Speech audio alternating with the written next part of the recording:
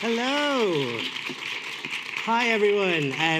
You're all very welcome to the glorious Town Hall Theatre here in Galway for the Courts Festival 2022. How are we all? Yeah, great. So my name is Ren Dennehy. I'm non-binary and my pronouns are they, them. I'm an actor, a writer and a drag artist, and I was really honoured to be asked by the team at Court to moderate this fabulous event. So our guest this evening is from Bristol and has an eclectic background, including training as a lawyer, working as a stand-up comedian on London's cabaret scene, being editor-at-large at Dazed magazine, and working in the charity sector for Amnesty International and for Stonewall. The book we're here to discuss was published last year and instantly became a Sunday Times bestseller. So the book is, of course, The Transgender Issue, an argument for trans justice, and it's an impeccably researched and compelling read that outlines ways that the trans community have been historically and continually marginalised and harmed by society. So the book makes radical recommendations on, among other issues, healthcare, prison abolition, dismantling capitalism and the patriarchy. This seminal text has been at the centre of conversations around trans issues and is undoubtedly one of the most important books of our generation. We're delighted to have the author of the transgender issues with us today, the powerhouse and icon that is Shon Faye.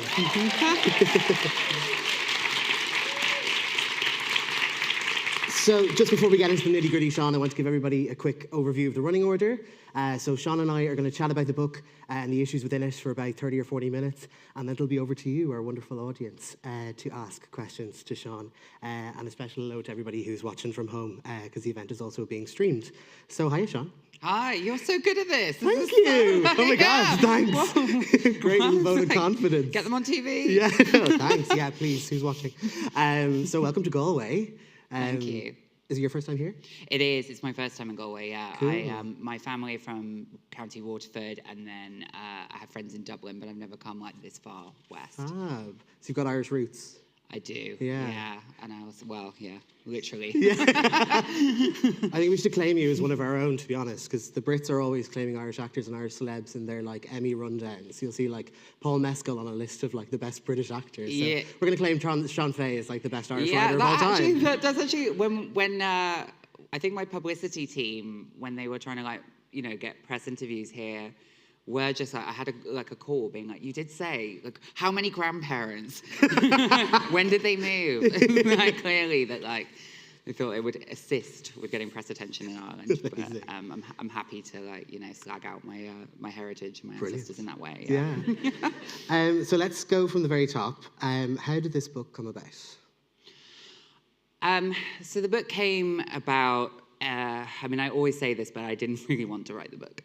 It came about because I had been working as a freelance writer, writing about culture, writing about sometimes LGBT politics, sometimes share, you know, like sometimes like music, and sometimes mental health. You know, I kind of had like, yeah, an eclectic, to steal your word, writing career. But what started to happen in 2017 in the UK is that we, our government, then led by Theresa May, had started floating the idea of reforming our Gender Recognition Act to make it a self-declaration system, a non-medicalised system. And as probably some people are aware, maybe some people aren't, in the UK that caused quite a big backlash in our right-wing media and in some elements of the feminist movement. And the tone, whereas in the sort of like, mid-part of the last decade, the tone around trans issues seemed to be getting a bit lighter and a little less hostile than it had been historically, it suddenly started to swing backwards. And as a writer who had some very relatively small platform as a freelancer, I just found more and more of my time was being taken on less on the subjects that I was maybe interested in or would be writing about were I not trans, but increasingly like having to do some kind of reactive writing, defending, I don't know, trans politics from a campaign of what I felt was disinformation. And then I started to become quite sick of that, and I thought, I can't keep doing this. I don't want to keep doing this, so I'm going to have to take a step back. But that was actually very, very hard to do. It's very hard. It's designed. It's a culture where it's designed to kind of keep you in. And it's really hard when you feel like you're one of the few trans people that has any kind of access to editors at all. But yeah, I was contemplating just sort of like creating a rule where I didn't write about it or talk about it as much anymore.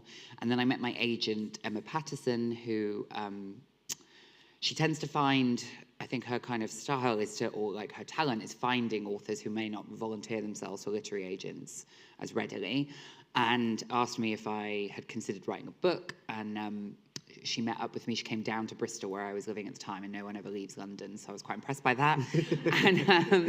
and I went on a long rant, and I was like, I'm never going to write a book about trans. I don't really want to write a book, and I'm never going to write a book about trans issues. And then obviously I wrote a book called The Transgender Issue. And I basically started in this kind of coffee, sort of talking about all my frustrations with what I was commissioned on, all the focus, like no one ever talks about trans kids getting bullied. No one ever talks about trans people in the workplace.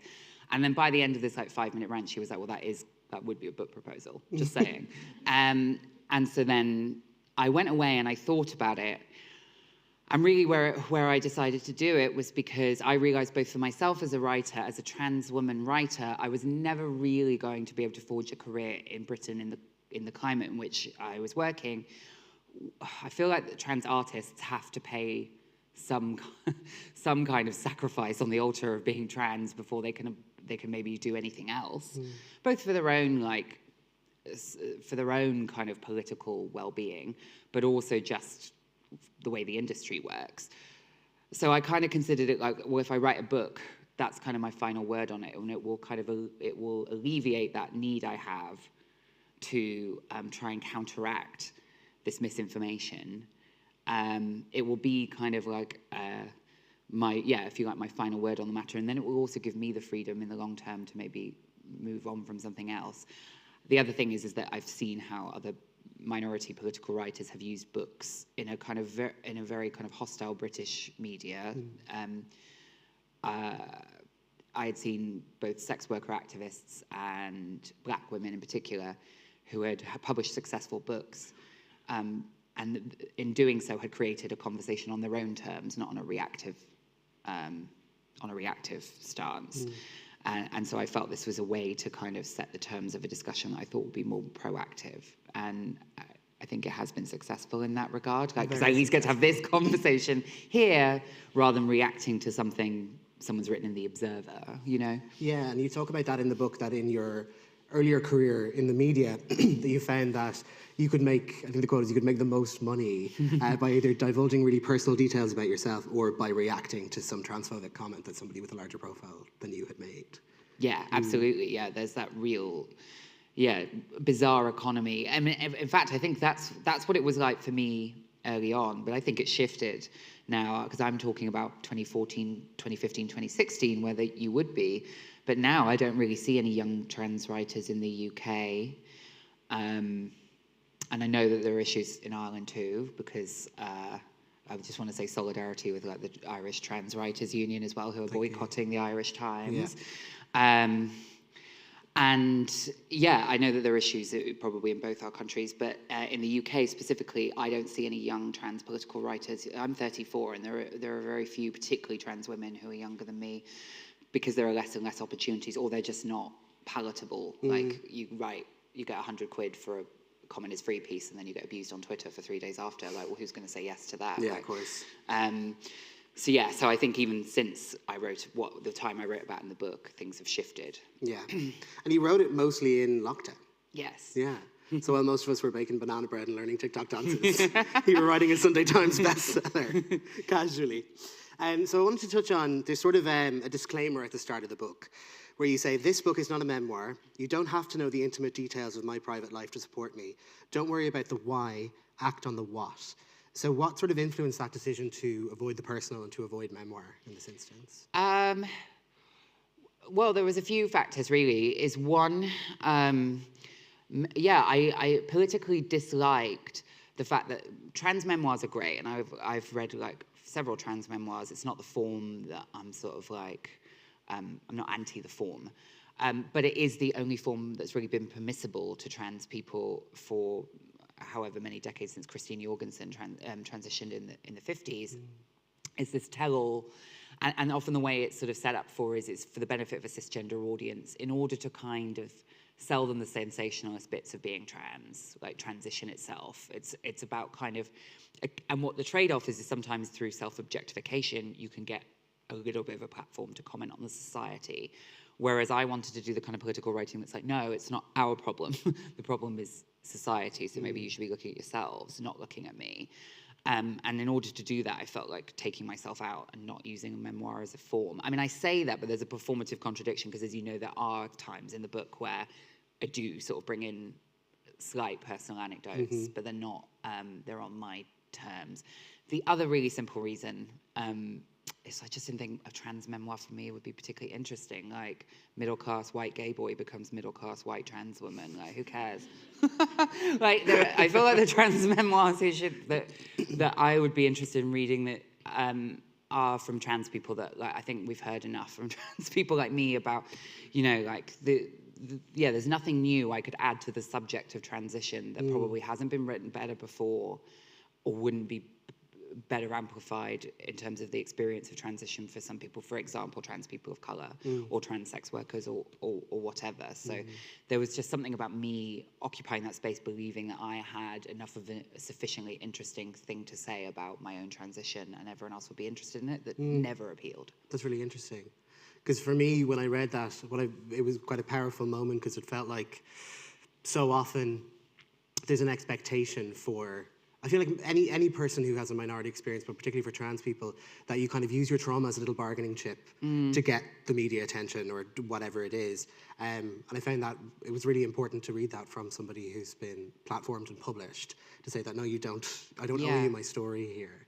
And I wondered what you thought about that sort of obsession with trans trauma and why the media in particular is so obsessed with it. Yeah, and that's an interesting point, actually. Yeah, and I think I wanted to set a tone for that within publishing too. You know, it sounds quite. It probably would have. I'd been afraid that it sounded too conceited before the book came out to be like, well, hopefully this will change the dynamics of publishing. But yeah, I did feel that. And in regards to the media interest in trans trauma, as I say, there are a few handful of anecdotes that I talk about being bullied at school. And a couple of other things in the book. And interestingly, when I was reviewed by like establishment media in the UK, like the Times and even the Financial Times, you know, in their reviews where there's so much, you know, of the politics of the book, they really zeroed in. So there were reviews that opened like, from the age of 11, Shon Faye was bullied. And it's like, you know, actually it's more of a kind of, I use my experience to illustrate the data. Yeah, because there's such fleeting moments in the book. And the Financial Times, like, she does not say whether or not she's had surgery, and it's like, well, then don't bring it up. Yeah.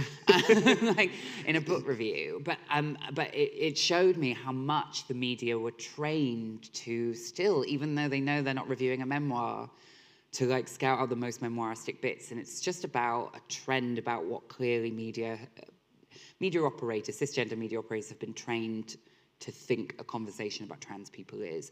And that's been honed over like many decades. It's about bodies, it's about trauma, it's about understanding some kind of inner essence of the person. And the trouble with that, I think, when you say the obsession with trans trauma is, of course, it's like, there are many things that, I think it's because it's about what cisgender people want to hear. But for the trans person themselves, they may discuss their trauma and then what? I mean, nothing changes often, and I think there can be a real high burnout rate for that. Yeah, in terms of like a lot of trans writers I knew who had written memoiristically like that about surgery or about trauma or about being bullied or whatever, quite quickly, you know, got sick of it. And I think it can be quite exploitative because you get the person to divulge. And often the person is divulging on the basis that candor will elicit some kind of action from society broadly, the person that's listening. And when that doesn't come, that can actually be re-traumatizing. Totally, yeah. So I would always counsel people to just, you know, I sort of draw an analogy. I think that young cisgender women writers often have the same thing too, where they may feel more compelled than like their male counterparts to be confessional or to disclose actually deeply personal experiences, which is fine. I love some writers that do that very well, but I think there's a risk when you get the dynamics of how underpaid writers are, how marginalized writers have even less opportunities. This is the only opportunities they get. They do it out of like a mixture of financial desperation and hope it's going to progress their career. All of that stuff to me leaves a bad taste in my mouth, I think. Totally. And it's a big risk in terms of, as you say, sort of burnout, mental health and all of that stuff. And ultimately, the people who are benefiting from that that sharing of that trans person's trauma are the media outlets. And you make a really interesting and kind of astute assertion around the media itself and the media's main function, which is as a money-making scheme, essentially, and that it's really a capitalist venture. How do you feel that capitalism and trans identity sort of interact? Oh, capitalism obviously interacts with everything, but I think why I make an explicitly socialist argument in the transgender issue was because also, as much as I had a critique of like the obvious targets like anti-trans feminism, the Murdoch media, etc., the book was slightly intended as a critique as well of some of the kind of like liberal trans politics that you particularly see in the US, but also the UK and probably in Ireland as well, which tends to frame like trans rights, and never trans liberation, it's trans rights, as kind of like an equality movement that's kind of about your individual freedom and the right to be whoever you want to be. And maybe that's palatable to some people, although, I don't know. I mean, like, is it? I mean, it doesn't seem like the liberal Tories are loving it. So there was this, framing of what trans politics are and what they're about as quite individualistic. And I remember when I was working for left-wing media like Novara, and I would do content, like video content about trans and queer issues, and you'd always get some of those like diehard old male leftists who would be like, "There's no real politics here. This is just, you know, like indulgent bourgeois sodomy, whatever." And I was like, well, that was quite frustrating to me as someone that also saw themselves as a socialist, because there is a real material politics to trans liberation, which is that. One is that trans workers are readily pushed out of the legitimate employment market. If they do make it into the employment market, they're likely to be treated badly, they're likely to be paid badly. So that just becomes like they're a relevant part of class struggle, they're a relevant part of like any workers' movement, or ought to be, but they're often treated really badly, even on the left sometimes. And then there's the kind of more classic leftism about social reproduction and the idea that, like, you know, these things like when we look at like original gay liberation front political manifestos or women's lib manifestos, there was some critique of capitalism, of the role of like the way that like the nuclear family, like the idea that everyone's supposed to be heterosexual and have their 2 kids, serves capitalism, and therefore anything that deviates from that is undesirable socially, and that's where our loathing of queerness and transness comes from. And I felt like that had been somewhat lost in kind of modern, like, as you mentioned in my intro, I was working for Stonewall and Amnesty, and of course they fulfill a very specific function. It's like Tenny in Ireland, they fulfill a really specific function that's valuable, but these kind of more radical ideas get lost there, and so I wanted to represent them in the book. It is a really radical book. I mean, like, it's really radical in the best sense of the word. Your socialist politics really shine through. And there's a current situation that's sort of unfolding in real time with the conversion therapy bill that's been proposed by the Tory party. And I wonder kind of what are your thoughts on, just to explain, the current government have proposed a conversion therapy bill but have opted to exclude trans people from that bill. And I want to know your thoughts on why you think that trans people have been excluded, and also your thoughts on the Tory party in general. Clear the room. Well, they go sort of hand in hand, the answer to these 2 questions. So basically for the last 4 years, well, let me set the context. The Tory party, the issue with the Tory party is for a while they were under David Cameron, so we're talking like 12 years ago now, maybe even longer, trying to like briefly rebrand, whilst they were doing some of the most ruthless austerity policies since the Thatcher government. They wanted to maintain this kind of idea that they were socially liberal, and so the Cameron government had like brought in equal marriage, despite the fact that actually the biggest opposition to it came within his own party. He wanted to claim that And so there was this kind of idea of like moving away from their previous position in the Thatcher years as being the enemy of LGBT people. And it's like, look, modern conservatism, we love the gays. Now what we're seeing, and what we have been seeing with this kind of, ever since Brexit, this graduate lurch even within the Tory party, with the kind of centre of power in the Tory party leaning more towards the right of the party, is that's all been kind of forgotten. And now they're back, they're quite comfortable because it suits their ends. You know, there's been widespread anti-LGBT sentiment built up in the media. So there's a so-called culture war. It's within the Tory party's interest to exploit that culture war for votes.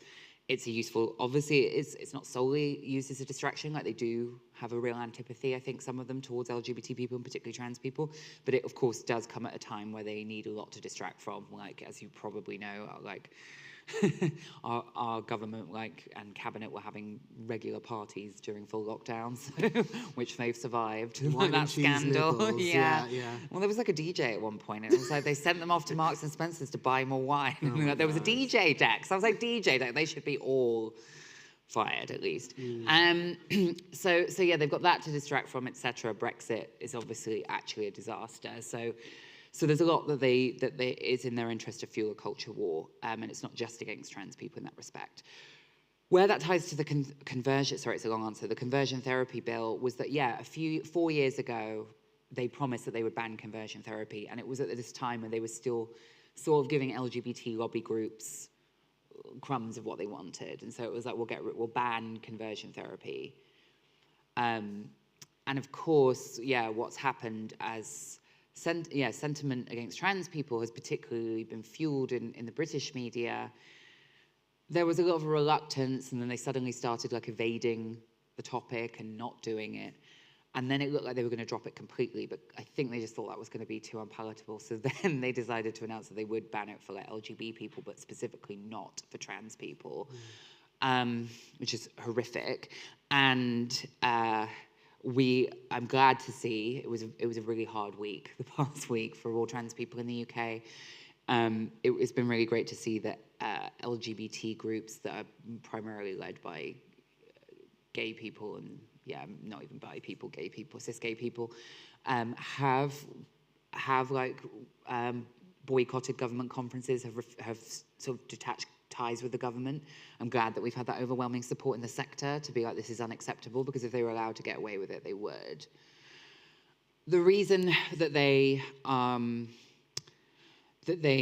have excluded trans people from that is because, again, in Britain there has been and I know it's also happened in Irish press too, there has been a real concerted effort to make the idea of trans conversion therapy respectable by talking about it in polite language, talking about it as concerns, and floating these ideas that, like, absurd ideas. So, like, for example, teenagers who transition, that's gay conversion therapy. They're gay teenagers, cis gay teenagers, and that people want them to become straight trans adults. And can I just say, no homophobe throws a party when you go to being a straight trans woman. I've done it. Like, do you know what I mean? Like, oh yeah, all the people that were really homophobic to me absolutely loved it when I transitioned. But anyway,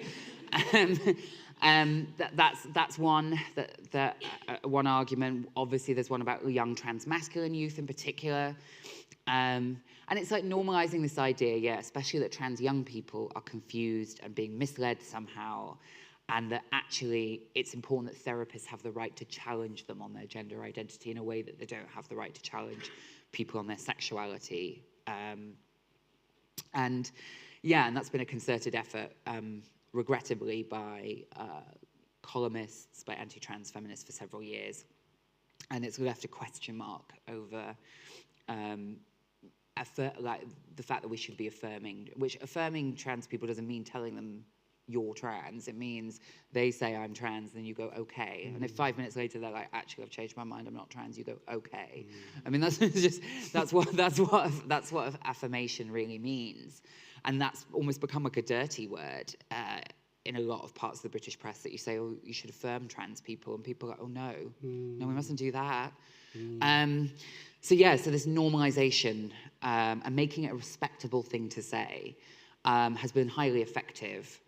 And so they thought that they could sort of slip in this sort of deletion of trans people from the ban on conversion therapy. And I'm really glad that the LGBT sector has not, and HIV sector have not allowed them to do that. I hope that like LGBT people will continue to. I hope that like cis feminists who oppose transphobia will continue to, because obviously conversion therapy, there are some forms of it which are explicitly torture, but I believe all of it is extremely psychologically damaging. And trans kids, both in the UK and Ireland and in the US, are witnessing one of the most like violent erasures I think we've seen of any demographic in the queer community for decades, and they really need our support because trans young people can't speak for themselves often. Totally.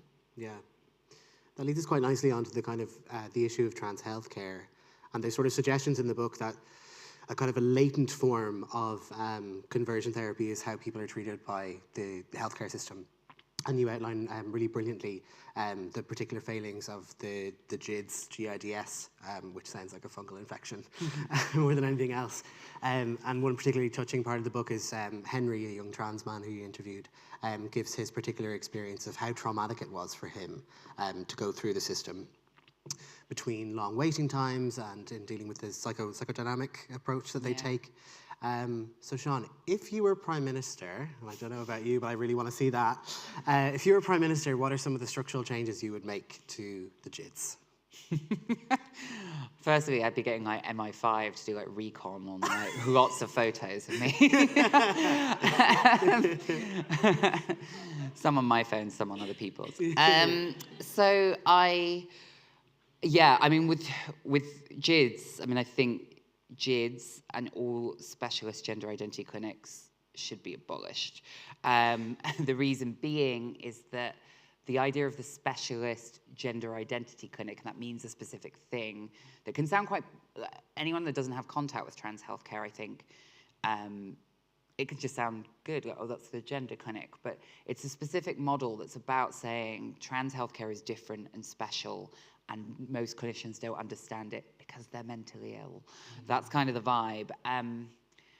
And so what it actually is it's not a clinic where you go, like, if you go to a clinic, it should be that you're seen by a medical doctor, but when it's staffed by psychiatrists or former psychiatrists and psychologists, what you're actually saying is this is a problem, or this is a treatment of the mind, and these people know more about gender than the person that's, the patient that's talking to them.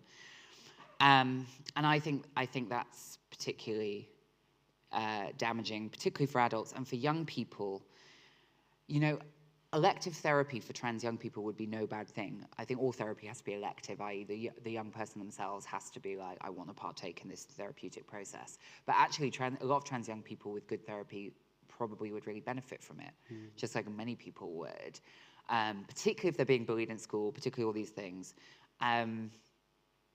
But that's not the same as kind of having an hour-long appointment which I detail in the book, there are questions asked, like you go with you're the trans young person and your mum's there, and then they start asking your mum about how long your birth lasted and whether or not she screamed in birth or things like that. It's all sounding like quackery to me, because that's not really anything to do with the experiences of the young person, or like asking young people, like 15, 16-year-olds, like, what does gender mean to you? And then, like that, quizzing them on like how articulate they are in the expression of that. That's not quite the same as like getting someone to talk about their experience, to talk about what's making them unhappy, offering them elective therapy, potentially start initiating some kind of medical treatment and monitoring them medically. So the GID service is failing young people because of this, like, there are some really good clinicians at GIDS, but there are some really bad ones too. And there are some that clearly just, like to spend a lot of time asking trans young people all these kind of various questions about Jungian psychology, coming from Jungian psychology, etc. And what that's now causing is a huge backlog and a huge waiting list. Obviously now they're not really prescribing to young people, and I know it's the same in Ireland as well. There's like basically effectively a sort of complete blockage in the system. So I don't really think like gender identity clinics can be reformed. I think they need to be abolished. And then I think we need to look at like bringing trans healthcare into more community settings. So even if the family GP doesn't feel confident to, especially with young people, I mean, I think they should be with adults, but with young people, I think it's more about having a kind of clinic model where it's sort of run under pediatric health rather than like gender identity formation or psychiatry, basically. Yeah, it's a really peculiar way of looking at it, and it's very kind of an under the magnifying glass kind of approach. Yeah, well, it's this idea, like I guess the common theme of the two questions you just asked me is pathologization. So trans people, which I sort of lay out in the book, even the word trans, right, it comes from initially, there was this division, transvestite, transsexual. Transsexualismus was this kind of like, all that was medical language invented about a century ago to categorize sexual and gender deviance, like homosexual. They invented heterosexual. I mean, 200 years ago, the concept of being a trans person or the concept of being a gay person wouldn't have made any sense. People talked about your behavior, usually in terms of sin, and not your identity. And our modern identity categories are a response to medical labels, which were intended to pathologize. Like homosexuality was a mental disorder and transsexuality was a mental disorder.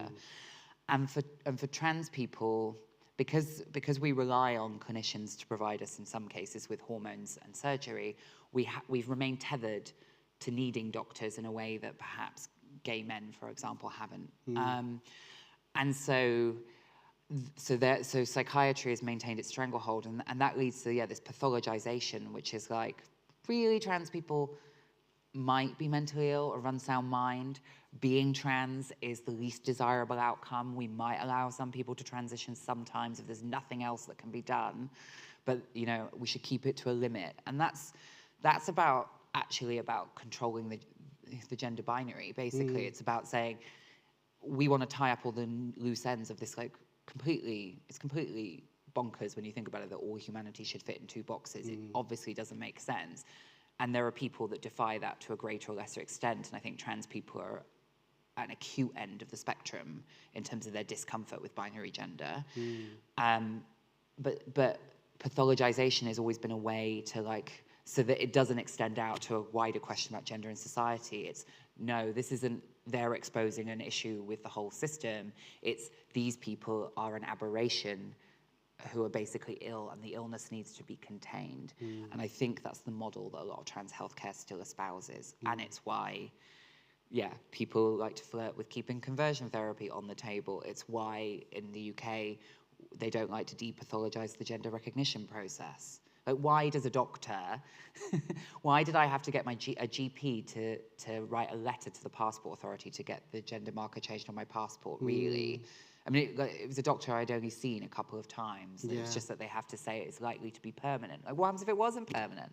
What happens if I'm like, tomorrow, Shon, he, him? Like, change my passport back? Is it like that big a deal? But it is to the state and it is to the patriarchy, because if you start to allow this greater fluidity and there's no checks and balances on it, i.e. pathologization, then there's a wider question there about how long the gender binary itself can persist, I think. I was really struck when reading about the amount of similarities actually there are between the two systems with GIDS and the NGS here in Ireland, because we've similarly huge backlog. It says on the website quite openly that you can expect a 3-year wait from referral. The lead clinician recently stated in the press that they're getting, I think, 300 referrals a year, and they have the capacity for 150 referrals, or 3 a week. So I mean, it's such a flawed system, kind of from a really base level. Yeah, and that's it. That goes hand in hand. The model is like, well, all these gender identity specialists need to see the patients several times before they'll initiate any medical process. And now, that comes from a time when perhaps there were less people presenting themselves as trans to clinics. So it's not working in terms of waiting lists. That model doesn't work. And the waiting lists, unfortunately, are going to continue to grow and grow and grow, and there is no plan to bring them under control. So the only way out really is a rethinking of the system. I mean, in the UK, amongst adults, for example, already, most trans people I know who are medically transitioning who came out after me, aren't really doing it through the NHS clinics now. There was a trans woman in Ukraine who was brewing estrogen in her own bathtub or whatever. Yeah. I mean, and selling it like by mail order delivery, and that was like, you know, that sort of like startup vibe is kind of like what trans healthcare is now. Totally. I mean, the majority of my friends are using that sort of under the table hormone therapy to avoid the trauma of having to go through what is supposedly, you know, government sanctioned and should be all above the board. It's really shocking. And trans people have always done that. If you look at like trans women of color in the US, for example, like in Harlem, black trans women in the like 80s and 90s, they weren't going through like the formal clinics. Like they were very deeply, you know, racist institutions. Trans people have always been using black market and stuff like that, because the reality is that the entire healthcare infrastructure has been designed to gatekeep, i.e. keep as many people out of transition as possible, and to only let the acceptable ones transition, and then they're supposed to disappear back into society and shut up about it, which is part of the reason we're getting such a backlash now, is because we've stopped shutting up and like moving towns and blending in and going stealth. I mean, that was what trans people were supposed to do, and society and the media in particular hasn't really liked it when trans people stop doing that as much. While I was reading this book, and I mean reading it as a trans person, it's so well researched and it's so well written, but it was kind of a difficult read. I wondered how you sort of safeguarded yourself and your mental health while you were engaging with that data and that information that is, you know, so traumatizing and harrowing. Yeah, I don't think I did safeguard myself, realistically. No, I don't think I did when I was writing it, actually, and it surprises me to look back on it now. As I say, I wrote about a third of it before COVID in 2019, and then the rest of it, the first draft and the second draft, I wrote in 2 different lockdowns, so most of it in 2020. In a weird way, because of particularly at the first lockdown, there was things going on for me personally, and the lockdown was horrible. It actually became a bit of a, focusing on it became a bit of a life raft for my own mental health in some ways, because it was a project to focus on at that very strange time. What I would say is that I didn't seem to notice how heavy or how, you know, I mean, I don't tend to use the word now, but like triggering or whatever you want to call it, the book was, until I read my own audio book. And I only read that about 2 months before the book was published, so last summer, so a long time after it was really written, like substantively written. And you go into like a studio booth, and I was supposed to do it over 3 days because the audiobook's 10 hours long, like 9 to 5. And so I had to read the whole book, obviously cover to cover, with lots of, you know, little mistakes you turn out and loads of words. I'm so pretentious that I've used this word in my book and I have no clue how to pronounce it. But aside from that was that on the second day, I started to really notice an emotional fallout in myself from having to read the book in that way, because partly when you're reading an audiobook is that you cannot sound too emotional. You have to sound expressive, but it primarily has to be clear. It has to be, you know, you have to have kind of an authorial voice. You're the author reading their own book. It's got that kind of detachment. And I actually started to realize I couldn't maintain that detachment when I was reading aloud the stuff I had written. And in some parts of the center of the book, particularly, you know, violence against sex workers, and, you know, I just finished bullying, and then it's on to workplace harassment.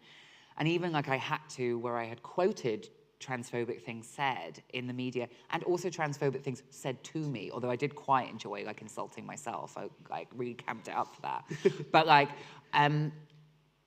is that having to like maintain that kind of like detached tone as if I were an actor, it was actually really hard. And in the end, I remember I had to ask for the recording to be like stopped and to have a week's break that wasn't built in, because I found it too heavy going. So actually it hit me more with the audiobook. It was a bit later in it. And I think it was that, reading it aloud and thinking about the tone in which you have to deliver these things, you know, was weighed more heavily on me. So it did come up for me a little bit. And even now in promotion, I mean, I think sometimes when I'm promoting the book since it's come out, I'll book a lot of things together. You know, my agent, my publicist will be like, do this, this, and this, and this, especially around things like Trans Day of Remembrance or Visibility Day or Trans Awareness Week. There's constant trans things now. And then I will do like 5 events, and then I will feel really sad and tired and not know why. And then it's like, well, I'm actually speaking about transphobia multiple times a day for like, even for 5 days. That's like 10 times with like members of the public, and having to answer their question. You know, obviously, it doesn't occur to me. So I'm learning to get a little bit better, but the instinct doesn't come to me often until like after. Of course. So we're going to take some questions from our lovely audience. Are we all ready? We might get the house lights up. I think we have a roving mic. So has anybody got any burning questions for Shon? Yeah, down here at the front.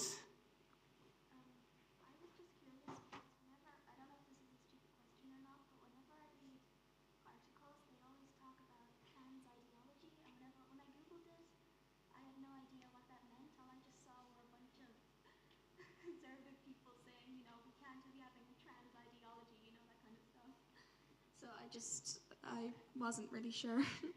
Yeah, no, it's a good question. So yeah, I mean, the thing is that trans ideology, I would say the reason that you found conservative articles is because it's a conservative concept. Is that rather than talk about like trans people or even trans identities, what like right-wing conservatives need to do is, if you start talking about trans people, it instantly sounds a bit more human. And if you say trans identities, it potentially sounds like, you know, these are deeply held things.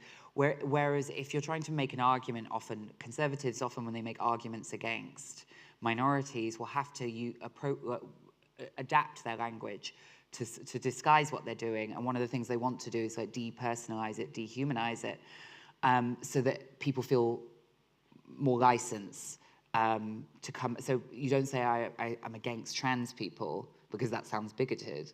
So you say, I'm against trans ideology.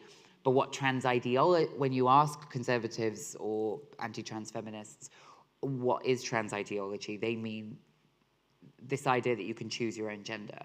Well, that means trans people. Because if you don't really believe that people have a right to determine their own gender, then you don't really believe trans people exist. But it's easier to portray it as an ideology. It also has a way of making trans people sound less like a group of people fighting for the human rights to pursue fulfilled, joyful lives like everyone else, and more like a political faction who have like come up with this ideology and are trying to like spread it. And that's their primary purpose. Whereas actually a lot of the ways that trans people describe gender, or like, you know, even stuff like trying to educate institutions or schools into being more inclusive, that's actually about negotiating a way for trans people to lead their lives with less harassment. It's not actually about advancing some kind of consistent ideology. So it's a sleight of hand, basically, to like stop talking about people and to start talking about trans people as if it's like an ideology.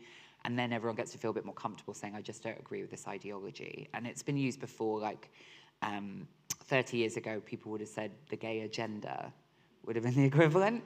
So yeah, the gay agenda. So yeah, it's this idea really that it's not about people, it's about pushing ideas, particularly harmful ideas. Grace, thank you for your question. Thanks. What was that? I think we missed out about the boots. Yeah, they're amazing. Have we got any other questions? Yeah, they're behind you.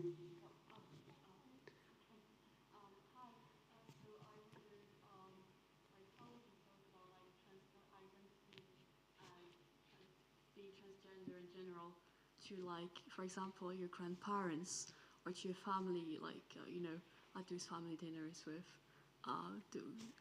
like not very respectful people. So how would you talk about it with them without getting like too emotional? That's a good question. So with family members, I mean, just to answer that as sort of like keeping it real as possible, I think with family members, it really depends on like your pre-existing relationship with them. So often what trans people might be doing, this is just coming from my own experience, to be honest, is it depends if you have a pre-existing good relationship that you want to try and maintain with family members who react poorly or maybe say insensitive things. I think it's tough when that happens, but you have to kind of try and understand that sometimes people's reactions initially are not that pleasant because they've been raised in a transphobic society as well. And this discussion, for particularly people of, say, a grandparents' generation, their reference points for positive things about trans lives has been very little. So they've probably picked up negative media stereotypes. That doesn't mean that what they're saying isn't harmful or hurtful, but I think it's like, in some cases, it's about trying to find a way to give them a little bit of the benefit of the doubt at that point. And then in terms of having a constructive conversation, I think the reality I've always found is constructive conversations from people who really shift their position from maybe one that's really hostile to one that's actually quite accepting, especially in families, is it's not done in one conversation. It tends to be a process, and it's a process based on pre-existing affection and love, frankly. And it's easier if there's pre-existing affection and love. Obviously, in some cases, the reaction can be so hostile that unfortunately seems to supersede even people's affections, or they forget that, and they start, really making it impossible for a trans person. So I would never say that a trans person has to grin and bear it with any family member if it's like that bad for them. And yeah, and some trans people are very entitled to be angry. So I don't know if I'm answering your question. I think it's that with family members, if it's that you're not a trans person yourself, but but you have trans friends, or you support trans people, and older family members are maybe saying hostile things. But if you're a cis person, you have the opportunity to kind of have a dispassionate discussion with them, direct them towards a book, and all of that stuff, and you can do that over a period of time. If you're a trans person, it's a bit more high stakes, because what you're fearful of is rejection, and that can really inflame things. So I guess my initial advice there was for the trans person who's trying to negotiate maybe with family members who they have a lot of love and affection for, who they are hoping that they can bring around to a eventually less hostile position, or make them see that what they're saying is harmful. And I think for that, it's about, having some patience and giving yourself some space from it as well, and realizing that it kind of isn't built in a day. Yeah. I think we have time for one more question. Have you got anybody else? Yeah, just here at the end.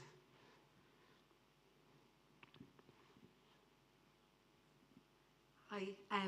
So you spoke at the beginning there about how pre-writing the book, it was quite draining to be writing things as a reaction, and that you wanted the book to be kind of like a final word. So I'm just wondering, like, post-writing the book, how that has panned out, and do you still feel the need to write things in reaction, or do you feel you don't need to do that, or are you asked more to write about trans issues now, having written the book?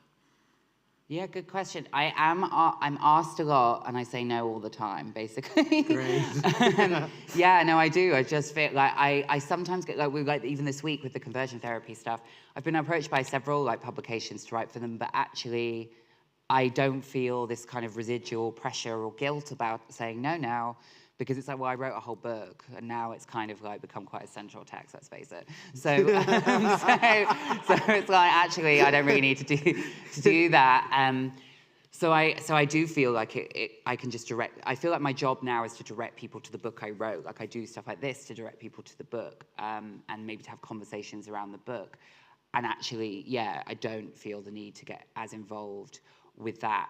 The other thing that's happened now too is I have acquired even more of a platform, and even more potentially of a centrality, and I guess you could say like a privilege, with regards to the conversation around trans lives in the UK and abroad increasingly. And I don't want to become the only trans person that people go to. One, because it's too much pressure for me, and I'm very flawed, and there would be something eventually, like people would be entitled to get sick of me.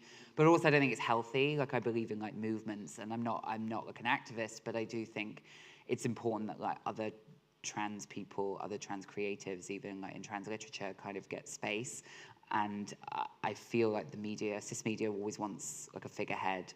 And I kind of want to refuse the terms of that, both for the health of trans journalism eventually when that recovers, but also, yeah, for my own sanity as well. Totally. Thanks so much for your wonderful questions. So we're coming to the end here, Shon, but I've got a couple more questions I wanted to ask. Okay. And I wanted to point out that the transgender issue isn't your only major work. You also have an amazing podcast called Call Me Mother, where you interview LGBTQ plus trans queer elders, and that's available wherever you get your podcasts. And also you have a second book slated for release in 2025 called Love in Exile. Do you want to tell us a little bit about that? Okay. Yeah. Yeah, I'm actually sort of starting writing it. Well, I started a little bit, but like mostly getting into it next week. So Love in Exile is after all the stuff about memoir, it's not really a memoir, but it's a collection of political essays about love, and particularly about my relationship to love as a trans woman in her 30s who was kind of essentially raised as a gender non-conforming queer kid, and then suddenly by accident became like functionally a heterosexual woman, which feels like a cruel trick. And about my experiences of basically existing now. I have this odd thing where I'm essentially participate in things like heterosexuality, but I feel fundamentally alienated from a lot of the narratives about what my life should look like. There is very little roadmap for like what a trans woman's life looks like. I don't turn on TV and see trans women being cherished in heterosexual relationships. I don't really see a narrative for me about parenthood. So it's like, what do I do with the rest of my life? So kind of whereas like trans memoir typically concludes with the moment of transition, I'm interested in kind of what now. And for me, I have often felt very alienated and alone in my understanding of where I fit in with what are supposed to be the ideal conditions of a woman's life, like what makes a heterosexual woman happy.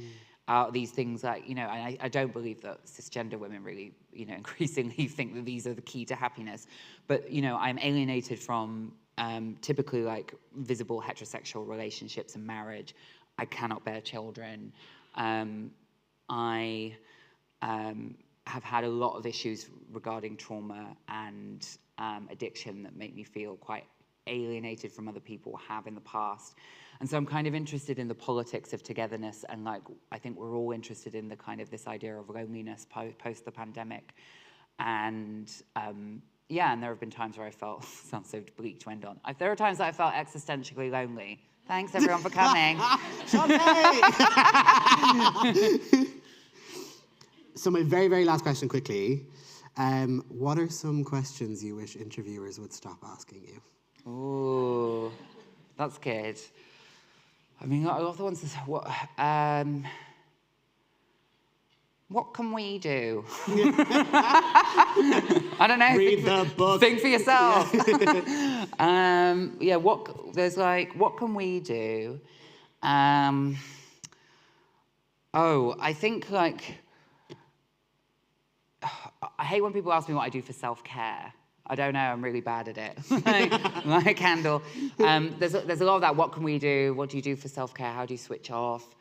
And also, I think there's a pressure in interview formats as well to end things on like, because the book is quite hopeful, and I am quite a hopeful person because I think to be like an authentic leftist, really, you do have to be committed to kind of relentless optimism in the face of like complete bullshit. But I think there's often a tendency with interviews for me to just like in 2 words be like what my hopes are for the future, and I always find that a little bit like deflating because I don't want the interviewer, especially if they're a cisgender interviewer, to basically go away comforted by the fact that I feel hopeful for things that still need quite a urgent social change to happen.